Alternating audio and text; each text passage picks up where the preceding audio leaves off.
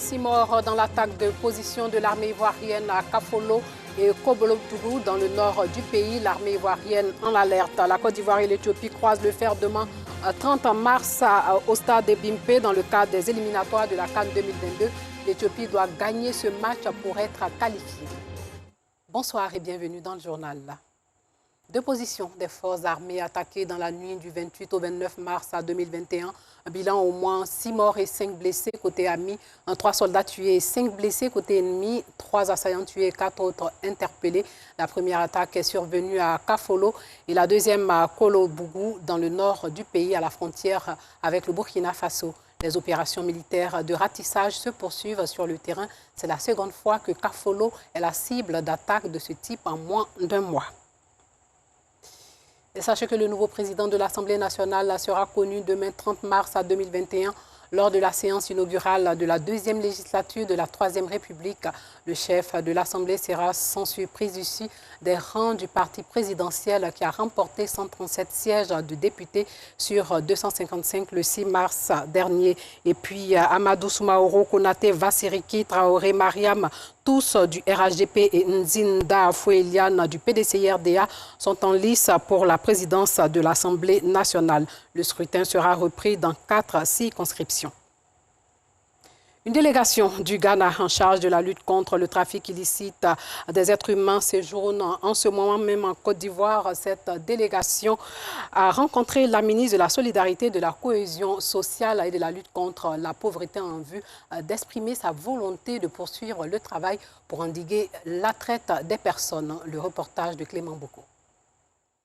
La sous-région ouest-africaine déterminée à mettre fin au phénomène de la traite des personnes. C'est l'objectif de la visite du HTS, le secrétariat ghanéen de la lutte contre la traite des personnes, à la ministre ivoirienne de la Solidarité, de la Cohésion sociale et de la lutte contre la pauvreté. Accompagnés des responsables d'Expertise France, les autorités ghanéennes sont venues exprimer leur volonté à renforcer la coopération avec la Côte d'Ivoire pour éradiquer le phénomène.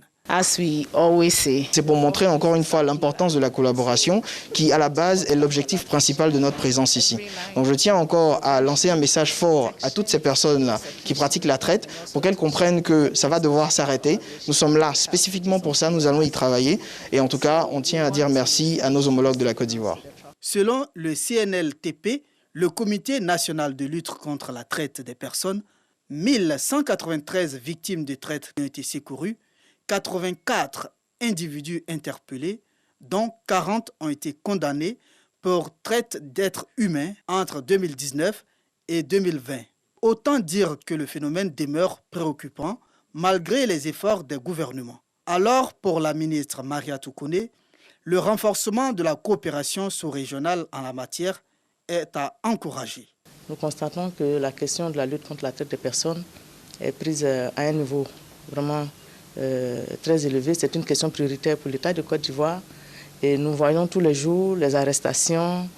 Et l'objet de la rencontre, c'est de renforcer le cadre de collaboration, renforcer le système de coordination à l'intérieur du pays, mais également entre les différents pays en matière de lutte contre la traite des personnes. Une fois leur volonté exprimée, les différentes parties se sont mises au travail. Une table ronde est tout de suite organisée entre Expertise France, le HTS et le Comité national de lutte contre la traite des personnes. Ils vont pendant 2 jours réfléchir sur les questions essentielles telles que les enquêtes conjointes et la mise en place d'une plateforme entre les agents de sécurité. Abdourahmane Cissé, ex-ministre du Pétrole, a été nommé aujourd'hui par décret secrétaire général de la présidence de la République. Il remplace à ce poste Patrick Hachi, le nouveau Premier ministre. Le nouveau Premier ministre, cet autre technocrate, est appelé à travailler avec l'EPM. Ils vont devoir préparer ensemble les réunions du Conseil des ministres lors de rencontres régulières au cours desquelles les principaux dossiers sont abordés. Antoine Bassa nous dresse le portrait du nouveau secrétaire général de la présidence de la République.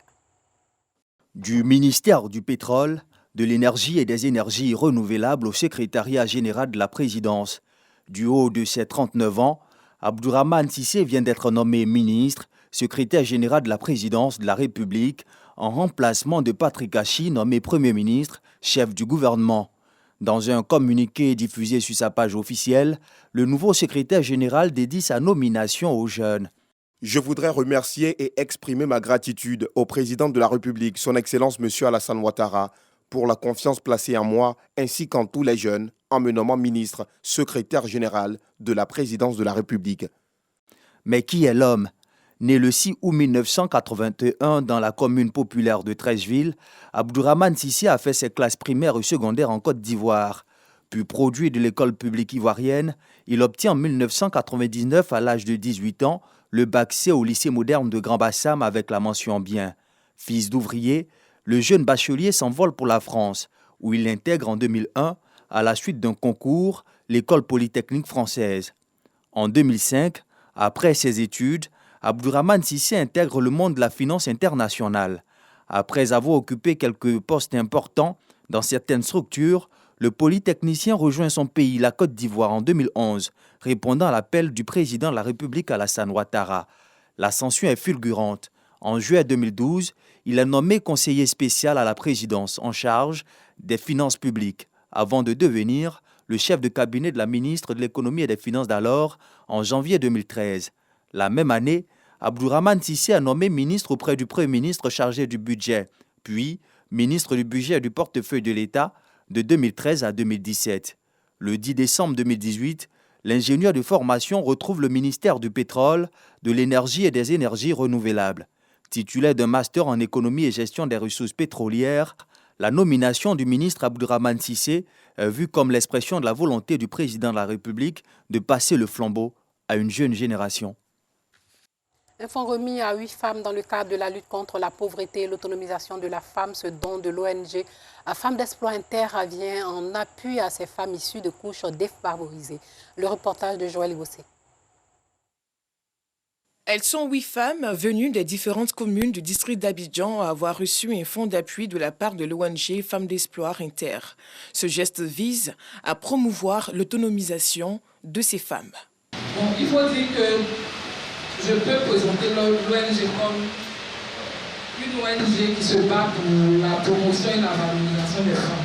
Avant la remise des fonds, les femmes ont bénéficié d'une formation aux techniques de gestion de projets et de comptabilité afin de les aider dans une optique de durabilité dans leur business. Le challenge aujourd'hui pour les femmes, c'est la gestion, le contrôle des fonds qu'on leur a remis et le suivi. Aujourd'hui, que les femmes sachent qu'il y a plusieurs organismes qui ont la possibilité de donner des prêts, de donner des fonds pour accompagner dans les activités génératrices de revenus. Un accompagnement financier que je pense avant tout doit être accompagné aussi d'une formation au mécanisme de développement des PME, à savoir que les fonds qui sont octroyés pour soutenir, n'est-ce pas, les dames dans leurs projets, eh bien qu'elles puissent utiliser ces fonds-là à bon escient. Les bénéficiaires ont réitéré leurs remerciements à l'endroit de l'ONG Femmes d'Exploit Inter. Elles ont eu confiance en nous, elles nous ont donné ce prêt. Et nous aussi, nous devons faire l'effort aussi de rembourser ce prêt pour donner la chance à d'autres sœurs pour mener des activités. Ça me fait beaucoup plaisir parce qu'ils ont eu confiance en nous. C'est un grand merci et que le Seigneur les bénisse pour qu'en retour, tout le monde puisse bénéficier de ce qu'ils ont fait aujourd'hui. L'ONG Femmes d'Espoir Inter a été créée en 2019.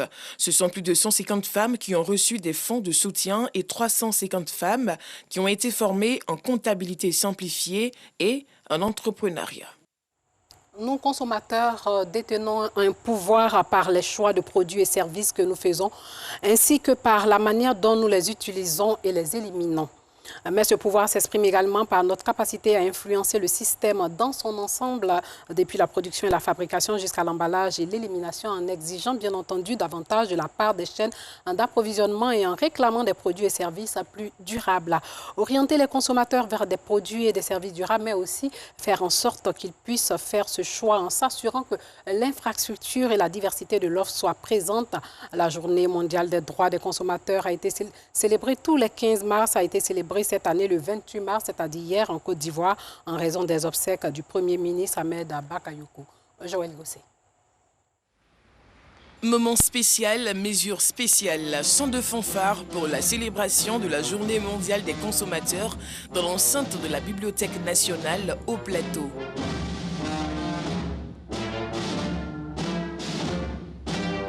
Les populations ont répondu présentes à l'invitation du CNOCCI, la coalition nationale des organisations de consommateurs de Côte d'Ivoire, SOS Vie Chère. Les consommateurs ont été sensibilisés à la connaissance du code qui régit leur association. Seul moyen, selon Alexandre Kofi, de permettre à la population de revendiquer leurs droits et jouir de certains avantages. L'avantage majeur, c'est celui qui permet aux associations consuméristes d'ester en justice. Et se constituer même partie civile pour des consommateurs qui ont subi un préjudice lors des transactions commerciales. Et en second lieu, le second avantage, c'est que l'État souhaite avoir une action conjointe, c'est-à-dire une sorte de contribution des consommateurs lésés, voilà, et une contribution qui permettra au service public ou au service du ministère du Commerce d'agir pour régler certains problèmes sur le marché. Le Fonds d'entretien routier a également entretenu l'Assemblée sur les surcharges des camions qui sont les premiers facteurs de dégradation des routes, tout en mettant en lumière les avantages des consommateurs sur la mise en œuvre du règlement 14 de l'UEMOA. Notre combat actuel est de lutter pour que, au niveau des surcharges, les consommateurs qui dépensent en termes de contribuables pour la réalisation de la route puissent vraiment sentir que la durée de vie de nos routes est vraiment consistante et que la durée prévue pour la réalisation des routes puisse être la durée réelle que nos routes ont, parce que c'est la surcharge qui écoute la durée de vie de ces routes-là. Par ailleurs, le président de la Fédération ivoirienne des consommateurs, Soumaro Ben Fali, attire l'attention des députés nouvellement élus sur l'intérêt d'une collaboration efficace avec les associations des consommateurs. À partir du 15 avril, nous allons passer à 15% de tolérance des surcharges. C'est un message à l'endroit des futurs ministres et les futurs députés. Aux députés, je leur demande d'être des députés du peuple, par le peuple, pour le peuple. Tous les projets de loi qu'ils reçoivent, qu'ils consultent ceux qui les ont envoyés pour aller les représenter. Les consommateurs que nous sommes, les citoyens que nous sommes mis devant des faits accomplis, des projets de loi votés par nos représentants qui ne nous consultent pas et qui ne nous informent pas. Alors que si nous sommes consultés, on a notre point de vue à donner, il y a certaines situations qu'on peut éviter. La journée mondiale des consommateurs, célébrée tous les 15 mars, a été reportée cette année suite au décès du Premier ministre Ahmed Bakayoko. La coalition des consommateurs, créée en 2020, regroupe en son sein 8 fêtières du secteur de la consommation. Le rideau vient de tomber sur la 3e édition du concours Miss Noire et Belle, une plateforme de valorisation de la promotion de la femme au teint noir. Ce concours a mis en compétition 14 candidates, une initiative de la web humoriste et chroniqueuse Priscilla Descameuse, Nosangaré et Maïsako. 14 candidates pour une couronne. Ces femmes ont en partage la couleur de leur teint, le noir, qu'elles ont décidé d'assumer fièrement. Nous sommes à la 3e édition du concours Belle et Noire. Au menu, 3 défilés dans diverses tenues pour mettre en exergue ce qu'elles ont de plus beau.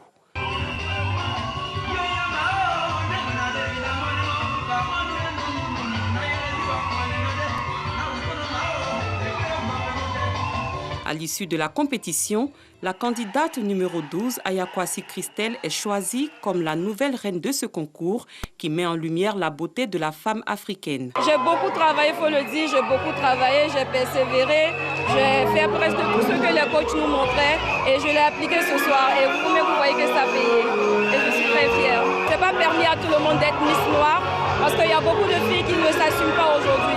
Et moi, à travers cette élection, je veux montrer à certaines filles qu'il faut se valoriser, il faut s'aimer comme on est pour emmener les autres à nous aimer. Véritable plateforme d'échange, de valorisation et de promotion de la femme au teint noir, le concours Miss Belle et Noire est une initiative de la web humoriste et chroniqueuse télé Priscilla Descameuse. Le teint, notre fierté, notre culture en tant qu'Africain, parce que quand on est Africain, on ne naît pas avec la teinte d'un autre continent. on est noir. Et donc mon teint, ma santé, parce qu'aujourd'hui, avec tout ce qu'il y a, tout ce que la dépigmentation cause, il est important de rappeler à nos sœurs que c'est dangereux pour la santé. Aya Christelle, la nouvelle reine du concours Miss Belle et Noire, âgée de 30 ans, est étudiante en première année à l'INFAS. Un mot de sport, la Côte d'Ivoire sera opposée à l'Éthiopie à 15h demain 30 mars au stade d'Ebimpe à huis clos. C'est le dernier match des éliminatoires de la CAN 2022 qui se jouera au Cameroun. La Côte d'Ivoire est déjà qualifiée, l'Éthiopie doit gagner ce match pour être qualifiée. Et pour finir, sachez que le procès du policier blanc accusé du meurtre de George Floyd est entré aujourd'hui dans le vif du sujet avec la présentation des deux versions irréconciliables de ce drame qui a profondément secoué l'Amérique. L'accusation a montré au jury une vidéo du drame filmée par une passante. Et avant l'audience, l'avocat de la famille de George Floyd a souligné la dimension historique de ce procès. Voilà, c'est tout pour ce soir. Portez-vous bien.